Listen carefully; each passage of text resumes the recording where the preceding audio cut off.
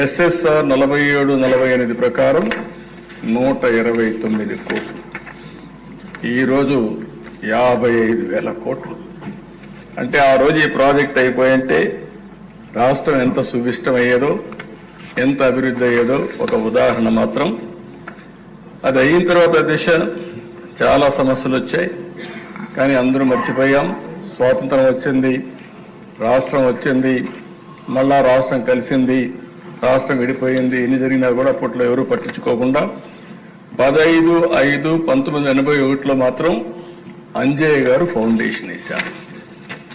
Foundation వేసి ఆయన foundation మాత్రం వేశాడు, కానీ ప్రాజెక్ట్ ఏమి స్టార్ట్ చేయకపోతే రాజశేఖర రెడ్డి వచ్చిన తర్వాత దాన్ని ఎన్ని ఇబ్బందులు పెట్టాలనో అన్ని ఇబ్బందులు పెట్టి అస్తవ్యస్తం చేసి ప్రాజెక్ట్ని ఇది అసాధ్యమనే పరిస్థితికి వచ్చారు. మొట్టమొదటిసారి దిశ రాష్ట్ర విభజన జరిగిన తర్వాత హైదరాబాద్ ఇన్కమ్ తెలంగాణకు వెళ్తుంది, ఆంధ్రప్రదేశ్కి ఆదాయం లేదు. కాబట్టి ఈ ఆదాయం రావాలంటే కొన్ని అనౌన్స్ చేయాలనే ఉద్దేశంతో పోలవరాన్ని ఒక నేషనల్ ప్రాజెక్టుగా అనౌన్స్ చేశారు. ఈరోజు హైదరాబాద్ ఉంది దిశ, నాలెడ్జ్ ఎకానమీకి చిరునామా. ఈరోజు దాన్ని ఒక ఆదర్శంగా చేశాం. అలాంటి రాష్ట్రానికి అక్కడ ఇచ్చినప్పుడు దీనివల్ల మనకు పూర్తిగా ఫలితాలు రాకపోయినా ఇక్కడి నుంచి శ్రద్ధ పెట్టాలనే ఉద్దేశంతోనే ఆ రోజు నేను ఒకటి ఆలోచించా.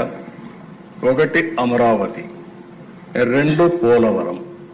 ఈ 2 మనకు 2 కళ్ళుగా తీసుకుపోవాలనే ఉద్దేశంతోనే 2 పైన కూడా శ్రద్ధ పెట్టాం.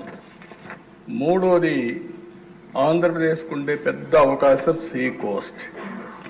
పోర్ట్ లెడ్ ఎకానమీకి ముందుకు పోతే బ్రహ్మాండంగా అభివృద్ధి అవుతామనే ఉద్దేశంతో ఈ 3 పైన కూడా దృష్టి పెట్టి ఒక పక్క పెట్టుబడులు, ఒక పక్క అమరావతి, ఇంకొక పక్క పోలవరం ద్వారా నదుల అనుసంధానానికి మనం ముందుకు పోయాం.